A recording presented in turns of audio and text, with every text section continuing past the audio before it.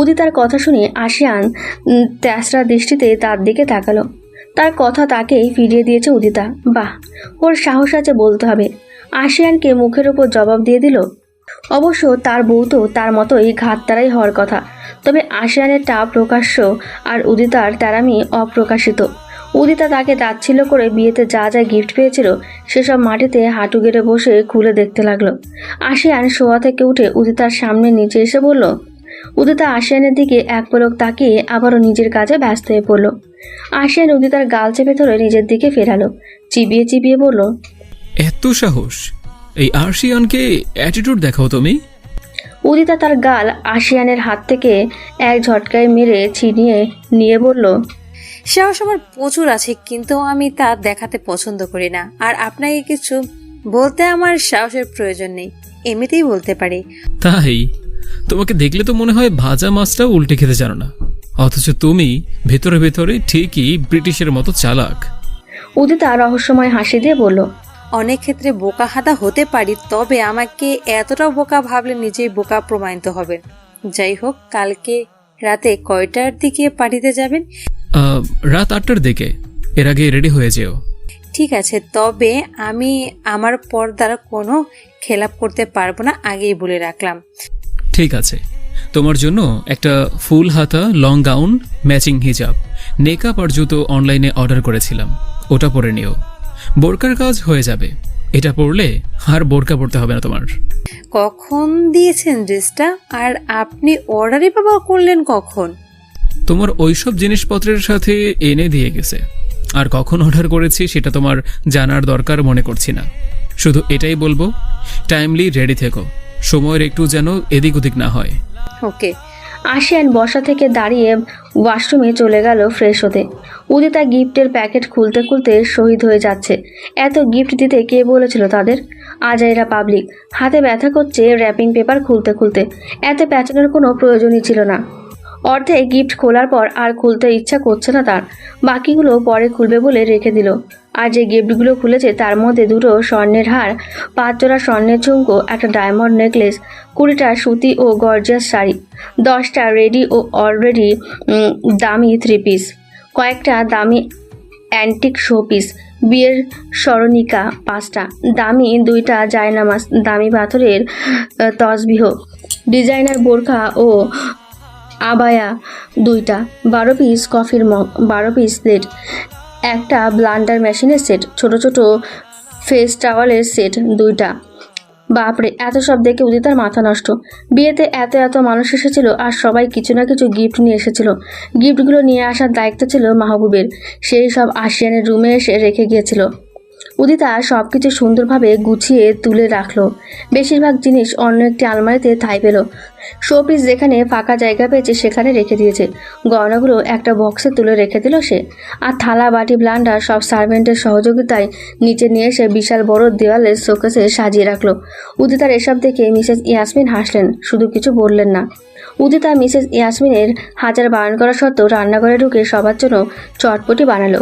আর ফুলকপির বড়া, পুডিং ও লেবু শরবত বানিয়ে ফেলেছে সে ঝটপট। আশিয়ান সহ বেশ কয়েকজন নিচে এসেছে সন্ধ্যার নাস্তা করতে। ড্রয়িং রুমে বসেছে সবাই। বাসায় তামজিদ, তাসকিন, আলিয়া, মিস্টার মোর্শেদ বাদে বাকি সবাই আছেন। উদিতা খুবই সুন্দরভাবে সাজিয়ে গুছিয়ে সবাইকে নাস্তা পরিবেশন করলো। আশিয়ানের চটপটির বাটিতে শুকনো মরিচের গুঁড়া বেশি করে দিয়েছে সে। বড়ার সাথে নিজের হাতে বানানো বাসা থেকে নিয়ে আসা টমেটো ও চিলি সস দিয়েছে। সন্ধ্যার নাস্তাটা খুবই উপভোগ্য ছিল। এরা তো নাস্তার ছবি তুলে ইনস্টাগ্রাম ও ফেসবুকে পোস্ট করে ফেলেছে, যার ক্যাপশন ছিল আমার মিষ্টি ভাবির হাতে তৈরি সুস্বাদু মজাদার সন্ধ্যার নাস্তা।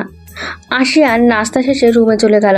উদিতা মিসেস ইয়াসমিন ও মিসেস তারানার সাথে গল্প করতে লাগে। রাতে সবাই মিলে ডিনার করার পর মিস্টার মোর্শেদ বললেন সবার উদ্দেশ্যে, কালকে সকালে 11টায় সবাই রেডি হয়ে থাকো। আশাদের বাসায় আমাদের সপরিবারের দাওয়াত রয়েছে। শুক্রবার তো সবারই ছুটি আছে, যেতে কোনো প্রবলেম নেই। আর ফরাদ পই পই করে বলে দিয়েছে সবাইকে নিয়ে যাওয়ার কথা। আশিয়ান বলে ওঠে, কিন্তু পাপা, কালকে উদিতাকে নিয়ে আমার একটা পার্টিতে যেতে হবে। যদিও সেটা রাতে, তো ফরহাদ আঙ্কেলের বাসায় মেবি আমরা যেতে পারবো না, তোমরাই বরং চলে যাও। তোমাদের তো রাতেই পার্টিতে যেতে হবে, তাই না? তো দিনের বেলায় আমাদের সাথে তাদের বাসায় যেতে তো কোনো অসুবিধা দেখছি না আমি। দেখো, একসাথে দুইটা দাওয়াতই গ্রহণ করা সম্ভব তোমাদের পক্ষে। ফরাদের বাসা থেকে রাতেই তোমরা ওই পার্টিতে অ্যাটেন্ড করবে, তারপর পার্টি শেষে সোজা আমাদের বাসায় চলে আসবে, ব্যাস হয়ে গেল। কি আর করবে, আসিয়ান বাবার মুখের ওপর তো আর না করা যায় না। অগত তাকে রাজি হতেই হলো। তারিন আলিয়া ও উদিতাকে উদ্দেশ্য আলেয়া আর উদিতা, তোমরা দুজনেই নতুন বউ। তোমরা আগামীকাল শাড়ি পরে দাওয়াতে যাবে, আমরাও শাড়ি পরে যাব, বুঝছো? আলিয়া সায় জানিয়ে বলল, ঠিক আছে মেজো ভাবি, আমি পরবো, কিন্তু উদিতা, ও তো মনে হয় না পরবে বলে। উদিতার হয়ে আসিয়ান জবাব দিল, না, ও শাড়ি পরবে না। কেন পরবে না শুনি? আমরা সবাই তো পরবো, তাহলে ও কেন পরবে না? আমি মানা করেছি তাই। আমি চাই না আমি ব্যতীত তাকে কেউ দেখুক। আশা করি বুঝে গিয়েছো। তারিন খোঁচা মেরে বলল, বা আসিয়ান, সেদিনও তো তুমি বিয়ে করতে চাইছিলে না, আর এখন দেখা যায় তুমি দুদিনেই বউ পাগল হয়ে গেছো। এতটা পরিবর্তন?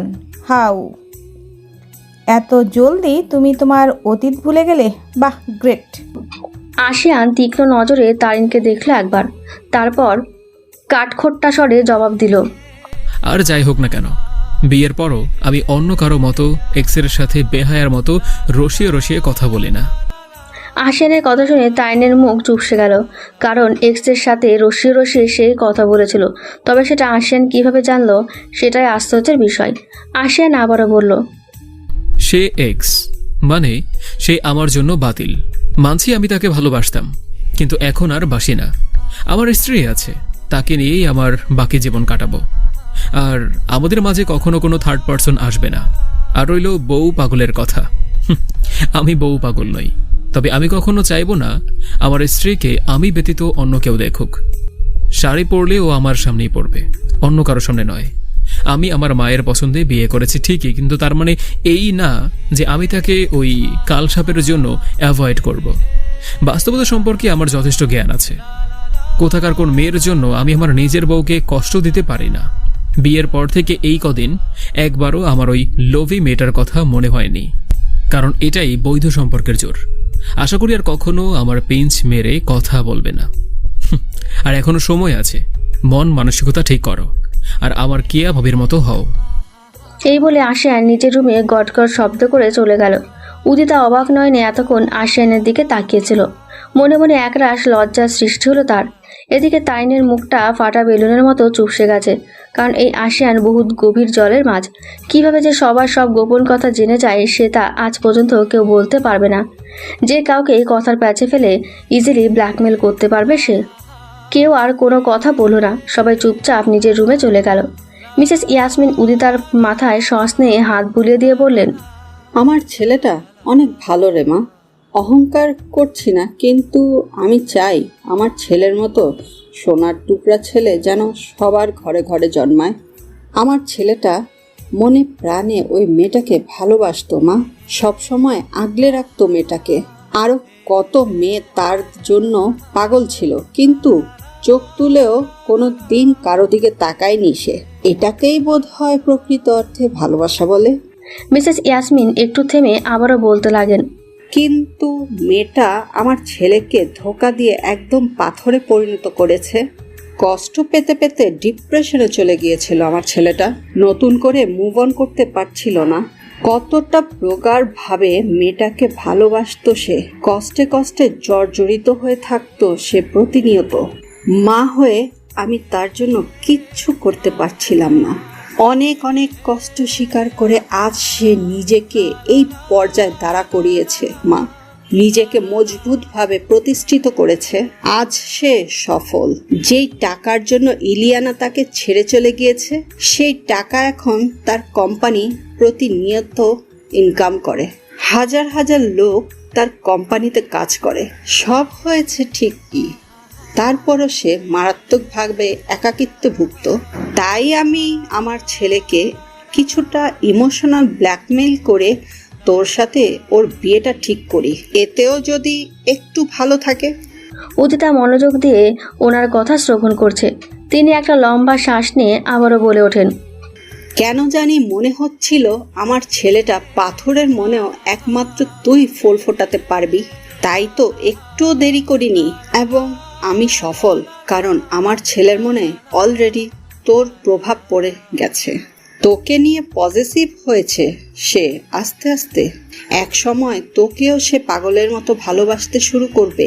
আমার একটা অনুরোধ মা, আমার ছেলেকে সব সময় এইভাবে আগলে রাখিস নিজের ভালোবাসা দিয়ে। ওকে কখনো ভুল বুঝেও দূরে সরে যাস না। হাসি খুশি ছেলেটা আমার গম্ভীর হয়ে গেছে পুরো, তবে আমার বিশ্বাস তাকে আগের মতো করে তুলতে একমাত্র তুই পারবি মা। কথা দে কখনো আমার ছেলেকে ছেড়ে যাবি না, ওকে নিজের মতো সব সময় আগলে রাখবি। উদিতা মিসেস ইয়াসমিনের দুহাত নিজের হাতের মুঠোয় নিয়ে বলল, কথা দিলাম মা, তোমার ছেলেকে আমি কখনো ছেড়ে যাব না। নিজের সর্বোচ্চ দিয়ে ওনাকে আগলে রাখবো। মৃত্যুবিদিত ওনার থেকে আমাকে কেউ কখনো আলাদা করতে পারবে না। আমি ইলিয়ানার মতো না, খাঁটি ভালোবাসার কদর করতে জানি। উনি একান্তই আমার, অন্য কাউকে কখনো চোখ তুলে তাকাতেও দেব না আমি। তুমি নিশ্চিন্তে থাকতে পারো মা, আমি তোমাকে কথা দিলাম। মিসেস ইয়াসমিন উদিতার কপালে চুমু খেয়ে বললেন, দোয়া করি তোমাদের দুজনের মধ্যে যেন আল্লাহ অনেক অনেক মিল মহব্বত তৈরি করে দেন। আল্লাহ তোমাদের সুখে রাখুক, এই কামনাই করি। মিসেস ইয়াসমিন চলে গেলেন। উদিতাও রুমে চলে এলো। আশিয়ান বিছানায় শুয়ে শুয়ে টিভিতে একটা তামিল মুভি দেখছে। উদিতা সেসব খেয়াল না করে ওয়াশরুমে গিয়ে হাত মুখ ধুয়ে এসে টাওয়াল দিয়ে হাত মুখ মুছতে লাগলো। উদিতা চিরুনি দিয়ে চুল যখন আঁচড়াতে লাগে তখন আশিয়ান টিভি দেখা বাদ দিয়ে তার দিকে এক অন্যরকম দৃষ্টিতে তাকিয়ে থাকলো। উদিতা খেয়াল করলো সেটা, কিন্তু কিছু বলল না। আজ আশিয়ান মসজিদে গিয়ে 5 ওয়াক্ত নামাজ পড়েছে। সব সম্ভব হয়েছে উদিতার দ্বারা। আজান হয়ে গেলে সে এসে তোড়জোড় শুরু করে তাকে মসজিদে যাওয়ার জন্য। আশিয়ানও মানা করে না একেবারের জন্য। সে উদিতার কথা মতো বাধ্য ছেলে হয়ে নামাজ পড়তে মসজিদে গেছে। মিসেস ইয়াসমিনও বাকিরা তো অবাক হয়ে গেছিল আশিয়ানের এমন পরিবর্তন দেখে। উদিতার চুল খোপা বেঁধে বিছানায় এসে বসতেই আশিয়ান উদিতার কোলে মাথা রেখে টিভি দেখতে লাগে। উদিতা একবার টিভির দিকে তাকায় তো একবার আশিয়ানের দিকে তাকায়। উদিতা আশিয়ানের মাথায় আলতোভাবে হাত বুলিয়ে দিচ্ছে। আশিয়ান মহা আরামে শুয়ে শুয়ে টিভিতে নিথিনের রোমান্টিক মুভি দেখছে। হঠাৎ একটা কিসিং সিন চলে এলো। নায়ক খুবই রোমান্টিকভাবে নায়িকাকে আদর করছে। উদিতার সাথে সাথে চোখ ফিরিয়ে নিয়ে বিড়বিড় করে বলল, নাউজিবিল্লাহ। আশিয়ান হেসে ফেলল উদিতার কথা শুনে। উদিতার আবারও দুপুরের কথা মনে পড়ে গেল। শরীরের লোম খাড়া হয়ে গেছে তার লজ্জায়। আশিয়ান বহুত কষ্টে নিজেকে সামনে নিয়ে হাসি থামিয়ে ফেলল। তারপর উদিতার অস্বস্তি হচ্ছে বুঝতে পেরে টিভি অফ করে দিল। উদিতার কোল থেকে মাথা তুলে তাকে শুয়ে পড়তে বলল সে। উদিতা আশিয়ানের কথা মতো শুয়ে পড়তেই সে টেবিল ল্যাম্প অফ করে নিজেও উদিতার বুকে মাথা রেখে শুয়ে পড়ে। উদিতা আশিয়ানকে এক হাত দিয়ে শক্ত করে জড়িয়ে ধরে অপর হাত দিয়ে তার মাথায় হাত বোলাতে লাগলো। আশিয়ান পরম আবেশে চোখ বন্ধ করতেই উদিতা তার কপালে চুমু খেয়ে নিজেও চোখ বন্ধ করে ফেলে। পরদিন সকালে ঘুম থেকে উঠে উদিতা রুমে ও আশিয়ান মসজিদে গিয়ে নামাজ পড়ে এলো। আশিয়ান বাসায় ফিরে দেখে উদিতা বসে বসে কোরআন তেলাওয়াত করছে। উদিতার সুমধুর কণ্ঠ শুনে আশিয়ান পুরোই থমকে গেল। এত সুন্দর সুর করে কেউ তেলাওয়াত করতে পারে জানতো না সে। এই মেয়েটার আর কত গুণ দেখতে পাবো আল্লাহই জানেন, বিড়বিড় করে বলল আশিয়ান। আশিয়ান বিছানায় না গিয়ে উদিতার পাশে এসে বসলো তেলাওয়াত শোনার জন্য। উদিতা আশিয়ানের দিকে এক পলক তাকিয়ে আবার তেলাওয়াতে মনোযোগ নিবেশ করলো। আশিয়ান ধ্যান মেরে শুনে যাচ্ছে সুমধুর তেলাওয়াতটা। বসে বসে শুনতে শুনতে উদিতার কাঁধে মাথা রেখে তারপর আবারও শুনতে লাগে সে। এতে কোনো অসুবিধা হয় না উদিতার। সে এক মনে তেলাওয়াত করেই যাচ্ছে। প্রায় 1 ঘন্টা পর তেলাওয়াত শেষে কোরআন বই বন্ধ করে আশিয়ানের দিকে তাকাতেই দেখতে পেল আশিয়ান তেলাওয়াত শুনতে শুনতেই ঘুমিয়ে গেছে। উদিতা আশিয়ানের মাথায় হাত বুলিয়ে মৃদু হাসলো। কোরআনটা সুন্দর করে পাশের রেখে রেখে দিয়ে আশিয়ানকে সুন্দর মতো নিজেও আরও কাছে নিয়ে এলো উদিতা। ওর ঘাড়ে যাতে ব্যথা না করে সেজন্য তার মাথা নিজের বুকে নিয়ে এলো। আশিয়ান একটু নড়ে চড়ে আবারও ঘুমিয়ে গেছে। উদিতা পরম ভালোবাসা নিয়ে আশিয়ানের কপালে গাঢ় করে একটা চুম্বন এঁকে দিল। আশিয়ানকে বুকে নিয়ে এভাবে সে দেওয়ালে হেলান দিয়ে বসে রইল চুপচাপ। একটা সময় তার নিজেরও চোখ লেগে এলো। চারিদিকে আকাশ ফর্সা হয়ে গেছে ইতিমধ্যেই। পাখির কিচিরমিচিরে মুখরিত পরিবেশ। আর রুমের মধ্যে একজোড়া কপোতি একে অপরকে জড়িয়ে ধরে ঘুমাতে ব্যস্ত। কখন যে সকাল 9:30 বেজে গেছে বুঝতেই পারল না কেউ। আশিয়ানের ঘুম ভেঙে গেছে। চোখ পিটপিট করে বোঝার চেষ্টা করলো সে এই মুহূর্তে কোথায় আছে। উদিতার বুক থেকে মাথা ওঠাতেই তাকে দেখতে পেল আশিয়ান। মনে পড়লো উদিতার তেলাওয়াত শুনতে শুনতে তার কাঁধেই মাথা রেখে ঘুমিয়ে পড়েছিল সে, কিন্তু উদিতার বুকে কিভাবে এলো বুঝতে পারল না সে। উদিতার ঘুমন্ত মুখখানা দেখতেই আশিয়ানের হৃদয়ে এক ঝাঁক প্রশান্তি কানাকানি করে গেল। মুগ্ধ দৃষ্টিতে তাকিয়ে আছে সে উদিতার দিকে। বাচ্চাদের মতো ঠোঁট উল্টে ঘুমাচ্ছে সে, ভ্রুজরাও কিঞ্চিত কুঁচকে আছে তার। খুবই মিষ্টি দেখাচ্ছে তাকে এখন। আশিয়ান উদিতার হিজাব ঠেলে বেরিয়ে আসা চুলগুলো কপালের ওপর থেকে সরিয়ে দিল। তারপর উদিতার কপালে ঠোঁট বোলালো সে। এই স্পর্শেই উদিতার ঘুমটা ভেঙে গেল। চোখ মেলে দেখতে পেল আশিয়ান আর তার মধ্যে 1 ইঞ্চি পরিমাণও দূরত্ব নেই। আশিয়ানের গালে হাত বুলিয়ে উদিতা তাকে সালাম দিল। আশিয়ান সেদিনের মতো আবারও থতমত খেয়ে সালামের জবাব দিল। আশিয়ান উঠে পড়ল বসা থেকে। আশিয়ান উঠে এক হাত বাড়িয়ে দিল উদিতার দিকে।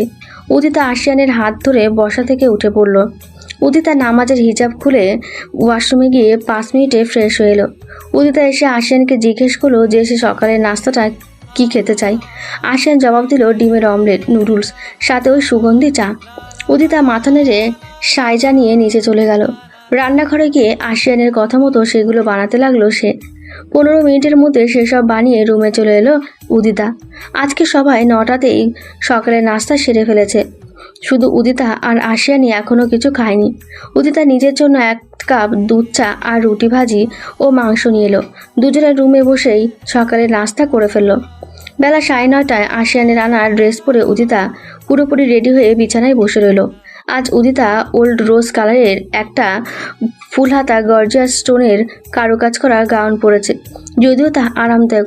সাথে পাথরের কারুকাজ করা সেম কালারের হিজাব ও নেকাব এবং একই রঙের নর্মাল জুতো পরেছে সে। মিসেস ইয়াসমিনের কথা মতো একটা ডায়মন্ডের নেকলেস ও কানের দুল, নোসপিন স্বর্ণের চিকন কয়েক জোড়া চুড়ি ও আংটি পরেছে সে, যেহেতু নতুন বউ। আশিয়ান ধীরে সুস্থে একটা ওল্ড রোজ কালারের শার্টের ওপর কালো কোট পরিধান করেছে, সাথে কালো প্যান্ট, পায়ে কালো শুজ, হাতে কালো ঘড়ি ও চোখে কালো সানগ্লাস পরেছে। চুলগুলো জেল দিয়ে সেট করেছে, সাথে এক গাদা পারফিউম তো আছেই। উদিতা বসে বসে শুধু আশিয়ানের কীর্তিকলাপই দেখে যাচ্ছে, কারণ আশিয়ানের থেকে অনেক কম সময়ে উদিতা তৈরি হয়ে বসে আছে। সে ভেবে পাচ্ছে না ছেলে মানুষের রেডি হতে আবার এত টাইম লাগবে কেন। ওরা তো মেয়েদের থেকে কম সময়ে রেডি হবে। উদিতার চিন্তা ভাবনার অবসান ঘটিয়ে আশিয়ান পুরোপুরি তৈরি হয়ে উদিতার সামনে এসে দাঁড়িয়ে হাত বাড়ালো। উদিতা আশিয়ানের দিকে একবারও তার হাতের দিকে একবার তাকিয়ে তারপর নিচে হাত বাড়িয়ে আশিয়ানের হাত ধরল। তারপর উদিতাকে নিয়ে আশিয়ান রুম থেকে বেরিয়ে রুমে কম্বিনেশন লক লাগিয়ে তারপর নিচে চলে এলো। আস্তে আস্তে সবাই তৈরি হয়ে নিচে নেমে এলো। উদিতা আর এনাবাদে বাকিরা শাড়ি পরেছেন। বাকিরা মর্জিতভাবে পরলেও আলিয়া আর তারিন মডেলের মতো স্টাইল করে শাড়ি পরেছে। দুজনেই কালার করা চুল ছেটে রাখা, শাড়ির সাথে সেই লেভেলের গর্জিয়াস মেকআপ লুক নিয়েছে ওরা, যদিও দুজনের হুড়পুরির মতোই সুন্দরী লাগছে দেখতে। আশিয়ান উদিতার হাত ধরে নিয়ে বাইরে বেরিয়ে এলো। আশিয়ান তার নিজের গাড়ি নিয়ে যাবে। গ্যারেজ থেকে নিজের কালো রঙের BMW গাড়িটি বের করে নিয়ে এলো আশিয়ান। সে ড্রাইভিং সিটে বসে উদিতাকে নিজের পাশের সিটে বসিয়ে নিজে সিটবেল্ট বেঁধে দিল। আর পেছনে তাসজিদ আর এনা বসেছে, দুইটায় হুদা ঝগড়া করছে। পরে আশিয়ানের ধমকে ওরা থামলো। আশিয়ান গাড়ি স্টার্ট দিয়ে বাসার গেটের বাইরে বেরিয়ে এসে ধীরে সুস্থে ড্রাইভ করতে লাগলো। মাঝে মধ্যে আর চোখে উদিতার দিকে তাকাচ্ছে সে। উদিতা সেটা খুব ভালো করেই বুঝতে পারছে। প্রায় 45 মিনিট পর আশাদের বাসার গেটের ভেতর আশিয়ান গাড়ি ঢুকালো। ওদের বাসায় আসতে একটু দেরি হয়েছে জ্যামের কারণে, নয়তো আরও আগেই আসতে পারত। আশা বাইরে দাঁড়িয়ে আছে। উদিতা আর আশিয়ান গাড়ি থেকে নামতেই ছুটে এলো সে। আশিয়ানকে জড়িয়ে ধরতে আসতেই উদিতা আশিয়ানের সামনে গিয়ে দাঁড়িয়ে আশিয়ানের বদলে সে কোলাকুলি করতে লাগলো। তাসজিদ আর এরা মুখ টিপে হাসছে। আশিয়ানের বহু কষ্টে নিজেকে গম্ভীর রাখলো, কারণ উদিতার কাণ্ড দেখে তার মাটিতে গড়াগড়ি দিয়ে হাসতে ইচ্ছে করছে।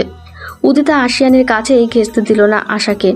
বেচারি আশা মনে মনে উদিতার পিণ্ডি চটকাচ্ছে। বাকি দুটো গাড়ি এসে ঢুকতেই ফরহাদ ও তার স্ত্রী বাড়ির বাইরে বেরিয়ে এলেন অতিথিদের অভ্যর্থনা জানাতে। আশার মাকে দেখে উদিতা অবাক। মহিলা যদি এই বয়সে এত স্টাইলিশ হয়ে থাকে তাহলে তার মেয়ে কী হবে বোঝাই যায়। ফরহাদ এসে বন্ধুর সাথে কোলাকুলি করতে ব্যস্ত। আশার মা আলো বাকিদের সাথে খুবই আন্তরিক ভঙ্গিতে কথা বলছেন, তবে উদিতার দিকে কেমন করে যেন তাকাচ্ছেন উনি। চোখে মুখে কিছুটা বিরক্তির আভা ফুটে উঠল ওনার। আশা তো আশিয়ানের সাথে চিপকানোর সুযোগ খুঁজছে, কিন্তু উদিতার জন্য পাচ্ছে না। ফরহাদ ও আলো সবাইকে সাথে নিয়ে বাসার ভেতর প্রবেশ করলেন। আশিয়ান উদিতার হাত শক্ত করে ধরে বাসার ভেতরে প্রবেশ করলো তাদের পিছু পিছু। সবাই ড্রয়িং রুমে ঢুকে সোফায় বসলো। আশিয়ান উদিতার হাত জড়িয়ে ধরে নিয়ে একটা সোফায় গিয়ে বসলো। আশিয়ান উদিতার হাত শক্ত করে ধরে আছে। আশিয়ান কর্নারে বসেছে, তাই আশা আশিয়ানের পাশে সবার বসার চান্স পায়নি। মুখটা গোমড়া করে আলিয়া এবং তাইনের পাশে গিয়ে বসলো সে। আলো, ফরহাদ ওনারা মেহমানদারি করতে ব্যস্ত। সার্ভেন্টরা হরেক রকমের নাস্তা নিয়ে এসে বড় টি টেবিলটিতে ভর্তি করে ফেলেছে। ফরহাদের ভাই ফয়েজ ও তার স্ত্রী বিনু এসেছেন তাদের সবার সাথে আলাপ করতে। ওনারা এত বছর ধরে লন্ডনে ছিলেন, 1 সপ্তাহ আগে দেশে ব্যাক করেছেন। সাথে তাদের একমাত্র ছেলে ইরফানও এসেছে। আলো আর আশাবাদে বাকিরা সবাই উদিতার সাথে কুশল বিনিময় করলো। আশিয়ানও সবার সাথে কথা বলছে খুবই সাবলীলভাবে। তবে আশিয়ান খেয়াল করলো যে ইরফান বারবার উদিতার দিকে তাকাচ্ছে, যেটা তার মোটেও ভালো লাগছে না। উদিতা কারো মুখের দিকে তাকাচ্ছে না, তাই সে বুঝতেও পারছে না যে কেউ তার দিকে অন্য নজরে তাকিয়ে আছে। জুম্মার আজান দিচ্ছে। আজান শেষ হতেই খুতবা শুরু হলো। উদিতা আশিয়ানকে আলতোভাবে ডেকে ফিসফিস করে বলল, শুনুন, আশেপাশে মনে হয় মসজিদ আছে। হ্যাঁ তো তো মানে ভুলে গেলেন নাকি আজ শুক্রবার?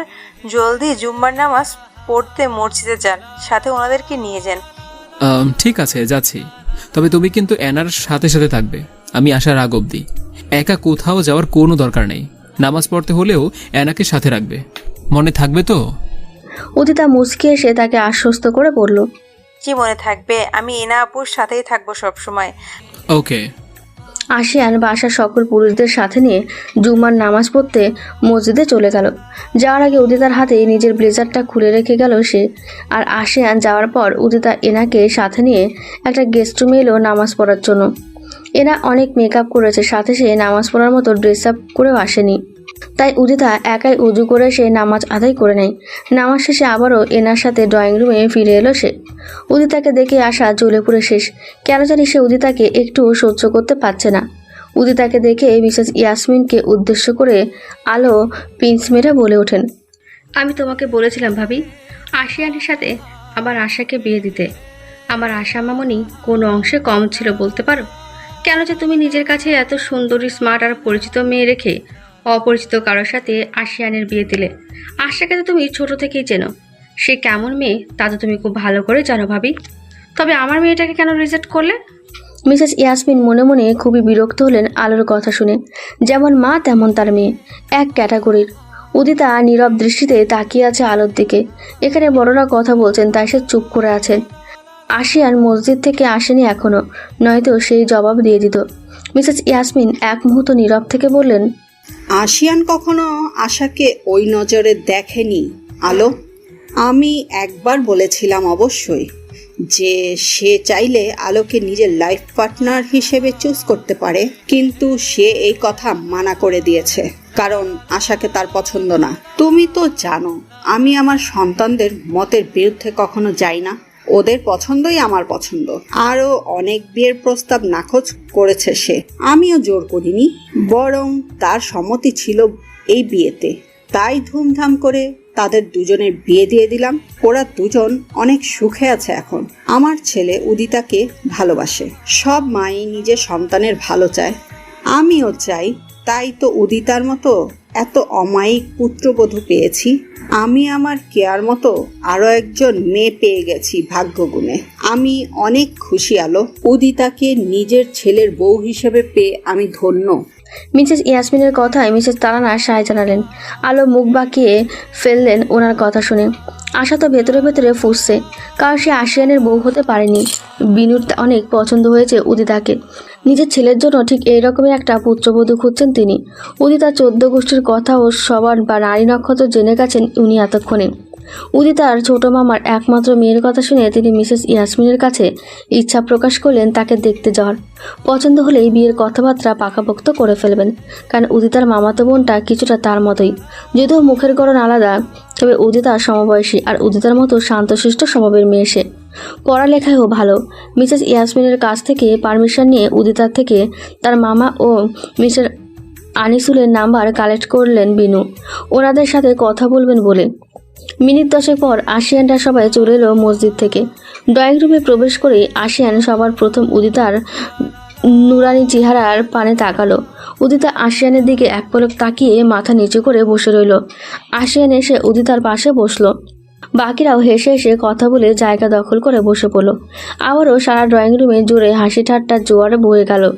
বিনু ও আলো সবাইকে দুপুরের খাবার খেতে ডাইনিং রুমে আসার জন্য আহ্বান জানালেন।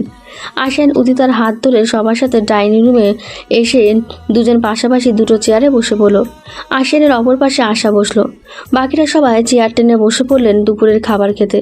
সারা ডাইনিং টেবিল জুড়ে হরেক রকমের তরকারি, কী যে নেই সেটা বলা মুশকিল।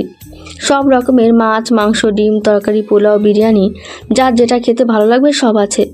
আশা আশিয়ানের পাতে খাবার বেড়ে দেওয়ার জন্য চামচ নিয়ে 1 চামচ পোলাও তুলল তার পাতে দেওয়ার জন্য। উদিতা শান্ত চোখে সেটা থেকে আশার হাত থেকে চামচ কেড়ে নিয়ে মার্জিতভাবে বলল, আপনি বরং নিজেরটা বেড়ে খান, ওনার জন্য আমি আছি, আপনার এত চিন্তা করতে হবে না। উদিতার সাহস দেখে আর কথা শুনে আশার ইচ্ছে করছে উদিতাকে এখানেই খুন করে ফেলতে। তাদের কাজকর্ম কেউ খেয়াল করেনি, একমাত্র তারিন, এনা, আলিয়া আর কেয়া ব্যতীত। এনা আর কেয়া মিটমিট করে হাসছে, বাকি সবাই তাদের থেকে দূরে বসেছে, তাই উদিতার কথা অন্য কেউ শোনেনি। আশিয়ান মুচকি হাসলো, শুধু কিছু বলল না। উদিতা সুন্দরভাবে আশিয়ানের পাতে তার পছন্দের খাবার বেড়ে দিল, তারপর নিজের পাতে বেড়ে নিয়ে মার্জিতভাবে খেতে লাগলো। খাওয়া দাওয়া সেরে বড়রা এক রুমে বসে আড্ডা দিতে লাগলেন, আর বাকিরা অন্য একটা রুমে বসে গল্প করতে লাগে। সবাই কথা বলছে। আশিয়ান এত সব কথা শুনতে শুনতে বোর হয়ে উদিতার কোলে মাথা রেখে শুয়ে পড়ে। বাকিরা সবাই মুখ টিপে হাসছে আশিয়ানের কাণ্ড দেখে। উদিতা এতে হাসির কিছু খুঁজে পেল না। সে আশিয়ানের মাথায় হাত বুলিয়ে দিচ্ছে। আশার ভেতরে খালি ফাটছে এসব দেখে। উদিতার এরকম হাত বুলিয়ে দেওয়াতে আশিয়ান ঘুমের অতলে তলিয়ে গেল। আর কারো কথা বলাও হাসাহাসি সব ওর কানে বাজছে না, কারণ সে এখন গভীর ঘুমে মগ্ন। ইরফানের বুক চিনচিন করছে উদিতার কোলে আশিয়ানকে মাথা রেখে ঘুমাতে দেখে। কেন তা সে জানে না। সবাই গল্প করায় মশগুল। উদিতা মাঝে মধ্যে তাদের কথার সাথে তাল মিলিয়ে হুহা করছে, কিন্তু তার মন পড়ে রয়েছে আশিয়ানের কাছে। উদিতা এই কয়দিনে খুব ভালো করে আশিয়ানের মায়াজালে বাধা পড়ে গেছে। সে উপলব্ধি করতে পারছে যে আশিয়ানের সাথে সে অতপ্রতভাবে জড়িয়ে গেছে। চাইলে এই লোকটার থেকে সে কখনো দূরে যেতে পারবে না। ভালোবাসার সংজ্ঞা জানে না উদিতা, তবে বুঝতে পারছে আশিয়ানের প্রতি তার এত প্রসেসিভনেসটাই হলো গিয়ে ভালোবাসা। সবাই উড়াধুরা আড্ডা দিচ্ছে রুমে বসে। গল্প করতে করতে কখন যে সন্ধ্যা হয়ে গেছে বলতে পারবে না কেউ। আসরের আজান যখন হয় তখন আশিয়ানকে জাগিয়ে তোলে উদিতা। নামাজ পড়তে গেস্ট রুমে চলে গেল। আশিয়ান মসজিদে না গিয়ে উদিতার সামনে দাঁড়িয়ে নামাজ আদায় করলো। সন্ধ্যার দিকে মাগরিবের নামাজ আদায় করে সবার সাথে সন্ধ্যার নাস্তা করে নিল ওরা দুজন। তারপর রাত 7:15 সবার কাছ থেকে বিদায় নিয়ে আশিয়ান উদিতা পার্টিতে অ্যাটেন্ড করার জন্য রওনা দিল। আশা বেচারি কিছুই করতে পারল না। তার চোখের সামনে আশিয়ান ড্যাং ড্যাং করে উদিতাকে সাথে নিয়ে চলে গেল। আগে ভাগে দুজন এশার নামাজও আদায় করে নিয়েছে, কারণ পার্টি থেকে আসতে কত রাত হবে কে জানে। প্রায় আধা ঘন্টা পর আশিয়ান অনেক বড় একটা 5 স্টার হোটেলে প্রবেশ করলো উদিতাকে সাথে নিয়ে। বাইরে আশিয়ানের বিজনেসম্যানের খাতিরে পরিচিত এক লোক, সাথে আরও বেশ কয়েকজন নামি দামি লোকেরা তাদেরকে অভ্যর্থনা জানালেন। তাদের দুজনের ওপর পার্টি স্প্রে ঝরল বরফের মতো। হোটেলের অনেক বড় একটা হল বুক করা হয়েছে পার্টির জন্য। কয়েকজন মন্ত্রী ও নামি দামি এমপি, চেয়ারম্যানও উপস্থিত এই পার্টিতে। আশিয়ানকে সবাই অনেক সমীহ করে। ওনারা সবাই ওনাদের বউ নিয়ে অ্যাটেন্ড করেছেন পার্টিতে। আশিয়ানের সাথে ওনারা সবাই কোলাকুলি করলেন। কয়েকজন মেয়েও এসে আশিয়ানকে হাক করলো, যা উদিতার মোটেও পছন্দ হলো না। আশিয়ান উদিতার সাথে সবাইকে পরিচয় করিয়ে দিল। উদিতা বিনীতভাবে সবার সাথে সালাম দিয়ে কুশল বিনিময় করলো। আশিয়ানের বন্ধুরা সবাই উপস্থিত ছিল সেই পার্টিতে। আশিয়ানের কলেজ ও ভার্সিটি লাইফের সব ফ্রেন্ডরা আছে। আজ ইলিয়ানা আর আশাদও এসেছে এই পার্টিতে। উদিতার হাত ধরে দাঁড়িয়ে সবার সাথে হাসি মুখে কথা বলছে আশিয়ান। চারপাশে সফট মিউজিক বাজছে। বেলুন টেলুন দিয়ে অনেক সুন্দর করে হল সাজানো হয়েছে। উদিতার চোখ ঘুরিয়ে ঘুরিয়ে চারপাশে দেখছে। ইলিয়ানা আর আসাদ আশিয়ানদের কাছে এসে দাঁড়ালো। আসাদ হাসি মুখে আশিয়ানের সাথে কথা বলছে। আশিয়ানের সাথে উদিতাকে দেখে ইলিয়ানার তেলে বেগুনে জ্বলছে। আশিয়ান ইলিয়ানার জেলাসি দেখে পৈশাচিক আনন্দ পাচ্ছে। উদিতাকে আশিয়ানের মেয়ে ফ্রেন্ড ও ছেলে ফ্রেন্ডের ওয়াইফরা নিয়ে গেল। একটা জায়গায় বসে ওরা উদিতার সাথে গল্প করতে লাগলো। নেকাব সরিয়ে উদিতার চেহারা দেখে সবাই মাশাল্লাহ বলে ওঠে। আশিয়ানের কাছের এক মেয়ে বন্ধু চিত্রা বলে উঠল, আরে বাহ, আমাদের আরশিয়ানের বউ তো অনেক সুন্দরী, বলতেই হবে আরশিয়ানের চয়েস খুব ভালো। অন্য একটা মেয়ে ফ্রেন্ড অর্পা বলল, তোমাকে বিয়ে করায় আশিয়ানের ওপর আমরা খুশি। যদি ইলিয়ানাকে বিয়ে করতো তাহলে তার লাইফটাই ধ্বংস হয়ে যেত। তোমাকে দেখেই মনে হচ্ছে একমাত্র তুমিই তার জন্য পারফেক্ট। তুমি তো পিচ্ছি একটা মেয়ে। আমাদের আশিয়ান তোমাকে জ্বালায় না তো উদিতা? রাতে মনে হয় তার জন্য ঠিক মতন ঘুমাতে পারো না তুমি, তাই না? ও মা গো, টুরু লাভ। উদিতার কান দিয়ে ধোয়া বের হচ্ছে মনে হয়। আগে ঠিকই জানতো না সে স্বামী স্ত্রীর মধ্যেকার সম্পর্কের কথা, কিন্তু সেদিন কেয়া উদিতাকে সবকিছু ভেঙে খুলে বলেছে। এখন সে খুব ভালো করেই বুঝতে পারছে ওরা আসলে কি মিন করতে চাচ্ছে। লজ্জায় গাল দুটো আর নাকের ডগা রক্তিম বর্ণ ধারণ করলো তার। ছি, এরা এত অসভ্য, মুখে লাগাম নেই। উদিতার লজ্জা পাওয়া দেখে সবাই হাসছে। আসিফের বউ তুন্না বলল, আহারে, উদিতা লজ্জায় লাল হয়ে গেছে পুরো। এই তোমরা আর তাকে লজ্জা দিও না তো। আশিয়ান তো মনে হয় তোমার লজ্জা রাঙা মুখ দেখে পুরো ফিদা হয়ে যায়, তাই না উদিতা? ওদের আড্ডার মাঝখানে ইলিয়ানা এলো। তাদের আসরে বসে উদিতাকে তীক্ষ্ণ নজরে পর্যবেক্ষণ করলো সে কিছুক্ষণ। ইলিয়ানাকে দেখে সবাই কেমন যেন একটু চুপ হয়ে গেল, কারণ এখানে বসা কেউ তাকে পছন্দ করে না। মৃদুস্বরে খোঁচা মেরে বলল, তুমি তো আশিয়ানের wife, am I right? Udita শান্ত নজরে ইলিয়ানার দিকে তাকালো। ইলিয়ানাকে সে ঠিকই চিনতে পেরেছে। ঠোঁটে কুটিল হাসি ফুটিয়ে তুলে বলল, কোনো সন্দেহ আছে? না মানে আমাদের বিয়েতে তো আপনি উপস্থিত ছিলেন, সেই সুবাদে তো আপনার আমাকে চেনার কথা যে আমি বাংলাদেশের বিরাট বড় বিজনেসম্যান আশিয়ান তাইব চৌধুরীর ওয়াইফ। ইলিয়ানা কিছুটা বিব্রত হয়ে পড়ল। সে আসলে উদিতাকে হেয় করে জিজ্ঞেস করেছিল কথাটা। এবার আবারও তার ছেলের হাসি দিয়ে বলল, বাহ, আশিয়ানের বউ তো দেখছি আশিয়ানের মতন স্বভাবের। ভালো, তা আশিয়ান বুঝি তোমার রূপ লাবণ্য দেখে মুগ্ধ হয়েছে? তো তুমি আশিয়ানের কি দেখে মুগ্ধ হয়ে বিয়ে করলে? টাকা দেখে? উদিতা একটুও বিচলিত হলো না, বরং ইলিয়ানার মুখের ওপর জবাব দিয়ে বলল, নিজের পাল্লায় সবাইকে মাপতে যাবেন না প্লিজ। আমি আপনার মতো নই যে টাকার জন্য নিজের ভালোবাসার মানুষকে ছেড়ে একটা বয়স্ক লোককে বিয়ে করতে যাব। কি জানেন তো, আমার বাবা ভাই আমাকে খাওয়ানোর জন্য যথেষ্ট টাকা পয়সা আছে, তার জন্য আমার টাকাওয়ালা দেখে বিয়ে করতে হবে না। আমি কারো মতো অনাহারি না যে টাকার লোভে যার তার সাথে বিয়ের পিড়িতে বসে যাব। The main fact is I am always self respectable person. কারো টাকার লোভে নিজের আত্মসম্মান নষ্ট করি না। ইলিয়ানা খেপে গিয়ে বলল, hey you low class girl, সাহস কি করে হলো তোমার আমাকে ইনডাইরেক্টলি অপমান করো? একে তো রূপ দিয়ে আশিয়ানকে নিজের জালে ফাঁসিয়েছো, আবার বড় বড় কথা। তুমি নিজেও তো আশিয়ানকে কনভিন্স করে কাবিন হিসাবে একটা ডুপ্লেক্স বাসা ও 1 কোটি টাকা নিয়েছো। কি আমাকে বোকা মনে করেছো? এমনি এমনি আশিয়ান তোমায় এসব দিয়েছে তাই না? নিজেও তো লোভীর কাতারে আছো, আবার আমাকে অপমান করে। তোমাদের মতো থার্ড ক্লাস ফ্যামিলির মেয়েকে আমার অনেক ভালো করে চেনা আছে। উদিতা চারদিকে চোখ বোলালো একবার। ইলিয়ানার দিকে আসরের মেয়েরা বিরক্তি নিয়ে তাকিয়ে আছে, তবে সবাই উদিতার জবাব শোনার অপেক্ষা করছে। উদিতা আবারও শান্ত কণ্ঠে বলল, নিজেকে অনেক বড় মাপের কেউকেটা গাছের ভাবনা কিছু হয়নি। এত হম্বিতম্বি না দেখালেও চলবে। আপনার চরিত্র সম্পর্কে এখানে বসার সবার ধারণা আছে। আপনার ব্যাপারে আমি অনেক কিছু শুনেছি, কিন্তু বিশ্বাস করতে চাইনি, কারণ আমি জানতাম না কেউ এতটা খারাপ হতে পারে। এখন নিজের চোখে দেখে বিশ্বাস করলাম। সে যাকগে। তো আমার স্বামীকে নিয়ে হঠাৎ এত পজিটিভ হচ্ছেন কেন আপনি? এর পেছনে কি কোনো উদ্দেশ্য আছে আপনার? এত জেলাস হচ্ছেন কেন? আর কি যেন বললেন, লো ক্লাস গার্ল? তো সেটা আসলে কে তা আমরা জানি। আমাকে পেন্স মেরে নিজের দিকে নিতে হবে না। আর আমি রূপ দিয়ে ওনাকে ফাঁসিয়েছি, তাও ভালো, আমার রূপ আছে, কিন্তু আপনার তো তাও নেই। তাও রইল কাবিন, সেটা উনি আমাকে খুশি হয়ে দিয়েছেন। আপনার মতো আমি এসব মুখ ফুটে নির্লজ্জর মতো চাইনি। ওই যে বললাম না, সেলফ রেসপেক্ট বলে একটা কথা আছে, আপনার তো সেটাও নেই আন্টি। ইলিয়ানা ধমক দিয়ে বলল, ওহ শ্যাট আপ, আমাকে একদম আন্টি বলে ডাকবা না। আমার স্বামীর পরিচিত আসাদ আঙ্কেলের ওয়াইফ আপনি, তো সেই হিসেবে তো আপনি আমাদের আন্টি। ভুল কি বললাম? আপনি কি এখনো নিজেকে কচি মেয়ে ভাবেন নাকি আন্টি? নিজেকে তো কচি ভাববেন না প্লিজ, কারণ আপনি একজন বুইড়া আঙ্কেলের বউ, এর বেশি কিছু না। আমি নিজেকে কচি ভাবলে খাটে, কারণ আমি সবেমাত্র 16তে পা রেখেছি। ইউ স্টুপিড গার্ল, তোমায় আমি দেখে নেব। তোমার সাহস কত বড় আমার সাথে পাঙ্গা নিয়ে কথা বলো? সাহসের কি দেখলেন? এখনো তো কিছুই দেখায়নি আন্টি। আমাকে অবলনারে ভেবে থাকলে মারাত্মক ভুল করেছেন আপনি। আমাকে দেখে যতটা হেদা টাইপের মনে হয়, আমি মোটেও ততটা হেদা নই। আমার পরিবারের লোকজন থেকে শুরু করে সবাই জানে আমি নিরীহ, কিন্তু আমি কি সেটা আমিই ভালো করে নিজের ভয়ঙ্কর রূপ প্রকাশ করতে পছন্দ করি না। তাই আপনাকেও তাই বলে মনে করবেন না আমি সহজ সরল।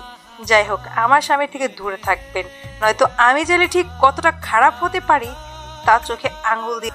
আর আমাকে এতই যখন দেখতে ইচ্ছে করবে তখন আমার বাসায় চলে আসবেন। ভালো করে মনের মতন অভ্যর্থনা দিয়ে মেহমান বিদায় করতে আমার জুড়ি নেই। আশা করি তা আপনার পছন্দ হবে, হ্যাঁ আন্টি? উদিতার এত গা জ্বালানোর কথা শুনে ও ঠোঁটের কোণে কুটিল হাসি দেখে ইলিয়ানার রাগে সারা শরীর জ্বলছে দাও দাও করে। এত অপমানিত জীবনেও হয়নি সে, কিন্তু আজ এই এতটুকুর মেয়ের কাছে এত এত খোঁচা কথা শুনে ইলিয়ানার রাগে গলা ছেড়ে কাঁদতে ইচ্ছে করছে। উদিতার সাথে কথাই না পেরে ইলিয়ানা গটগট শব্দে এখান থেকে চলে গেল। আসেন এখান থেকে দূরে বসে কয়েকজন গণ্যমান্য ব্যক্তিদের সাথে কথা বলছে, তাই এখানে কি হয়েছে না হয়েছে সেটা জানে না। ইলিয়ানা চলে যাওয়ার পর সব মেয়েরা উদিতাকে বাহবা দিতে ব্যস্ত হয়ে গেল। সবাই উদিতার প্রশংসায় পঞ্চমুখ। শরম থাকলে আর কখনো ইলিয়ানা উদিতার সাথে লাগতে আসবে না। উদিতা মুচকি এসে আবার স্বাভাবিক কণ্ঠে সবার সাথে আলাপ করতে লাগলো। এদিকে ইলিয়ানা একটা হুইস্কির গ্লাস হাতে নিয়ে খেতে খেতে ভাবতে লাগলো কিভাবে এই বিচ্ছু মেয়েটার ক্ষতি করা যায়। রাগের জ্বালায় 3 গ্লাস হুইস্কি সাবার করে ফেললো সে। কিছু একটা চিন্তা করে মুখে কুটিল হাসি ফুটে উঠলো তার। রাতে ডিনার করছে সবাই একসাথে। বিশাল বড় একটা ডাইনিং হলে খাবার খাওয়ার ব্যবস্থা করা হয়েছে। আশিয়ানের পাশে বসে উদিতা খাবার খাচ্ছে। উদিতার আশিয়ানের সামনাসামনি আশাদ আর ইলিয়ানা বসে আছে। ইলিয়ানা বারবার আশিয়ানের দিকে তাকাচ্ছে। উদিতা খেয়াল করলো সেটা। ইলিয়ানা উদিতার দিকে তারা দৃষ্টিতে তাকাতেই উদিতা সবার অলক্ষ্যে ইলিয়ানাকে বুড়ো আঙুল দেখিয়ে দিয়ে তেরছাভাবে হাসলো। ইলিয়ানার শরীর জ্বলতে লাগলো উদিতার খোঁচায়। খাওয়া শেষে সবাই আবারও হলে ফিরে এলো। আর 1 ঘন্টা পর পার্টি শেষ হয়ে যাবে। আশিয়ান অন্য একটা জায়গায় দাঁড়িয়ে বন্ধু বান্ধবদের সাথে কথা বলছে। উদিতা হেঁটে হেঁটে একটা টেবিলের কাছে এসে দাঁড়ালো। আশিয়ান খেয়াল করছে না উদিতাকে। এমন সময় একটা ওয়েটার এসে উদিতার সামনে দাঁড়িয়ে ট্রে বাড়িয়ে ধরে বলল একটা জুসের গ্লাস নিতে। উদিতাও কোনো কিছু চিন্তা ভাবনা না করেই একটা গ্লাস হাতে নিয়ে ওয়েটারকে থ্যাঙ্কস বলল। উদিতা গ্লাসে 1 চুমুক দিতেই স্বাদটা তার কাছে কেমন জানি লাগলো। তারপরও খেলো না। সে ভেবেছে এটা নতুন কোনো ফ্লেভারের জুস হবে হয়তো। উদিতাকে জুসটা দূর থেকে খেতে দেখে ইলিয়ানা একটা পৈশাচিক হাসি দিল, কারণ এটা জুস নয়, হাই পাওয়ার্ড বিয়ার, যেটা 1 গ্লাস খেলেই নেশা ধরে যাবে। উদিতা জুসটা খেয়ে থম মেরে দাঁড়িয়ে আছে। চারদিকে ঝাপসা দেখছে সে। উদিতার কাছে মনে হচ্ছে সব মানুষগুলো যেন চরকার মতো ঘুরছে। মানুষ ঘুরছে না, তার মাথা ঘুরছে, বুঝতে পারছে না সে। তবে চুপচাপ দাঁড়িয়ে আছে সে এক জায়গায়। হঠাৎ আশিয়ানের চোখ গেল একটু দূরে দাঁড়িয়ে উদিতার দিকে। উদিতা কেমন জানি চুপচাপ দাঁড়িয়ে দাঁড়িয়ে ঢুলছে। সেটা দেখে আশিয়ান পায়ে পায়ে এগিয়ে এলো তার কাছে। এসে জিজ্ঞেস করলো, Udita, are you okay? Udita ফ্যালফ্যাল করে আশিয়ানের দিকে তাকিয়ে আছে, যেন বুঝতে পারছে না আশিয়ান কি বলছে। উদিতার হাতের গ্লাসটার দিকে এক নজর পড়লো আশিয়ানের। উদিতা বেককেলের মতো দাঁত কেলিয়ে হাসলো আশিয়ানের দিকে তাকিয়ে। আশিয়ান উদিতার কর্মকাণ্ড দেখে যার পরনায় বিস্মিত হলো, কারণ উদিতাকে সে কখনো দাঁত কেলিয়ে হাসতে দেখেনি, আজই প্রথম। আশিয়ানের এবার সন্দেহ হলো উদিতার ওপর। এরকম অদ্ভুত বিহেভিয়ারের কারণ খুঁজে পাচ্ছে না সে। কিছু একটা মনে হতে গ্লাসের কাছে নাক নিয়ে শুকলো সে। শুকতেই অবাক হয়ে গেল, কারণ উদিতা বেশি পাওয়ারফুল মদ খেয়েছে। আশিয়ান মদ খাওয়ার সুবাদে প্রায় সব রকমের মদই চেনে। সব মদের মধ্যে এইটা অনেক ডেঞ্জারাস। একবার এক গ্লাস খেয়ে আশিয়ান টাইট হয়ে গেছিল। লেবুর শরবত তেঁতুলগুলা পানি খাওয়ার পরও তার মদের নেশা পুরোপুরি কাটেনি। কি পাগলামিটাই না করেছে সে এটা খেয়ে। এসব কথা ভাবতেই আশিয়ানের গা কাটা দিয়ে উঠছে। সে জায়গায় উদিতা এটা খেয়েছে, না জানি সে কি পাগলামি করে। ও মাই গড, উদিতা এটা কি করলে তুমি? এটা কে দিয়েছে তোমায়? উদিতা হুঁশে নেই, কি বলছে সে নিজেও জানে না। আমার শ্বশুরাব্বা দিয়ে গেছে, বলেছে এটা তোমার গিফট, তুমি এটা খাও। আশিয়ান উদিতার কথা শুনে হাসবে না কাঁদবে বুঝতে পারছে না। তবে জলদি বাসায় যাওয়ার তাগিদ অনুভব করলো সে। এই মুহূর্তেই বাসায় যেতে হবে, নয়তো উদিতা কোনো গন্ডগোল পাকিয়ে ফেলবে। তুমি এখানেই থাকো, আমি আসছি। কোথাও যাবে না কিন্তু। আচ্ছা, আমি চন্দ্রের দেশে চলে যাব, আপনি প্লেন নিয়ে। আশিয়ান উদিতার কথায় পাত্তা না দিয়ে জলদি গিয়ে যে লোকটা পার্টি অ্যারেঞ্জ করেছে তার কাছে গিয়ে বিদায় নিয়ে, তারপর সবার কাছ থেকে বিদায় নিয়ে উদিতাকে কোনো কথা বলতে না দিয়ে তার হাত শক্ত করে ধরে বাইরে বেরিয়ে এলো। গাড়ির সামনে যেতে উদিতা বাচ্চাদের মতো বায়না করে বলল, এই আমি এই কেরালা মার্কা গাড়িতে যাব না, আমি প্লেন দিয়ে যাব। আশিয়ান বুঝলো যে উদিতা হুঁশে নেই, তাই সে উদিতাকে জোর করে কোলে নিয়ে গাড়িতে বসিয়ে দিয়ে সিট বেল্ট বেঁধে দিল। উদিতা একবার বিড়বিড় করছে, একবার জোরে হাসছে, একবার ঠোঁট উল্টাচ্ছে, তো একবার পাগলের মতো বিলাপ করছে। আশিয়ান দ্রুত গাড়ি চালাচ্ছে। জলদি বাসায় গিয়ে লেবু জল তেঁতুলগোলা পানি এসব খাওয়াতে হবে, নয়তো সর্বনাশ হয়ে যাবে।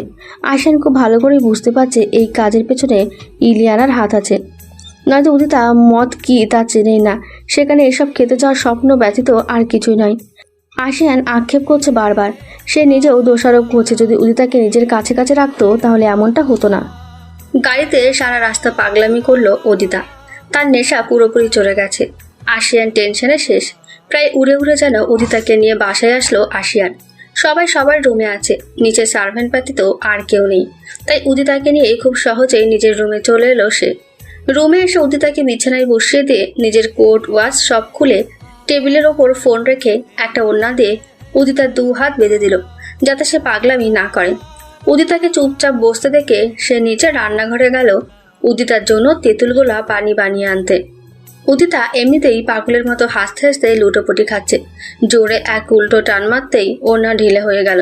উদিতা ওড়না খুলে নিচে ফেলে দিয়ে আশিয়ানের কাবাড খুলল, তারপর সেখান থেকে সব শার্ট প্যান্ট এখানে সেখানে ছুঁড়ে ফেলতে ফেলতে সবশেষে আশিয়ানের ব্যবহৃত একটা পাতলা একদম হালকা ঘিয়ে কালার শার্ট তার পছন্দ হলো। শার্টটা নিয়ে সে রুমের ভেতরে নিজের গা থেকে কাপড় চোপড় সব খুলে ফেলে শার্টটা পরে নিল। শার্টের বোতাম উল্টাপাল্টা করে লাগিয়েছে সে। জোশের ঠেলায় আশিয়ানের রুমের গান শোনার স্পিকার বক্স অন করে ফেললো সে। রুমে বেশ উচ্চস্বরে গান বাজছে, যদিও রুম সাউন্ড প্রুফ হওয়ার বাইরে অন্য কারো কানে সাউন্ড যাবে না গানের। আশিয়ান খুব দ্রুত তেঁতুলের জুস বানিয়ে জলদি রুমে ফিরে এলো। রুমে ঢুকে রুমের এই অবস্থা দেখে হতবাক হয়ে গেছে সে, কিছু বলার মতো নেই তার। এটাকে দেখে রুম মনে হচ্ছে না, মনে হচ্ছে কোনো মাছ বাজারে ভুল করে ঢুকে পড়েছে সে। সেন্টার টেবিলের ওপর গ্লাসটা রেখে উদিতাকে খুঁজতে লাগলো তার চোখ জোড়া। রুমের কোথাও দেখা যাচ্ছে না তাকে। কোথায় গেল মেয়েটা? উফ, মাথাটা নষ্ট করে দিল পুরো। কোন আক্কেলে যে একা ছেড়েছিলাম তাকে, এখন নিজেই নিজের মাথা ফাটাতে ইচ্ছে করছে। বিড়বিড় করে বলে আশিয়ান। জোরে জোরে গান বাজছে, মেন লড়কি সিধি সাধি সি বোতল পিলি হে আদিসি। এমন সময় হেলে দিলে বারান্দার ভারী পর্দার আড়াল থেকে বেরিয়ে এলো উদিতা। আশিয়ান উদিতার দিকে তাকিয়ে থমকে গেল। অজান্তেই একটা ফাঁকা ঢোক গিলল সে। উদিতাকে এমন রূপে কখনো দেখেনি সে এর আগে। নর্মালি চুল ছাড়া অবস্থাতেই ওকে দেখলে নেশা লেগে যেত আশিয়ানের। সেখানে আজ উদিতার পরনে আশিয়ানের ফিনফিনে পাতলা একটা শার্ট, যার ভেতর থেকে ডার্ক অ্যাশ কালারের অন্তর্বাসগুলো স্পষ্ট দেখা যাচ্ছে। এর মধ্যে আবার তার কোমর অবধি চুল সব ছেড়ে দেওয়া। শার্টের ওপরে 2টো বোতাম খোলা, বিধায় শার্টের হাতা কাঁধ বেয়ে নিচে পড়ে আছে। উদিতা এমনিতেই চিকনা চাকনা মেয়ে, তার মাঝে আশিয়ানের মতন বডি বিল্ডার একটা শার্ট পরেছে, রিলাঢালা তো হবেই। শার্টটা উদিতার হাঁটু অবধি ঝুলে আছে, এর নিচে ধবধবে ফর্সা পা দেখা যাচ্ছে তার। আশিয়ানের মাথা ঘুরে ওঠে উদিতার এমন অবস্থা দেখে। নিজেকে অনেক কষ্টে কন্ট্রোল করে উদিতার কাছে যেতে লাগলো সে। উদিতা গানের তালে তালে পাগলের মতো হাসছে আর লাফাচ্ছে। সে মোটেও নিজের হুঁশে নেই।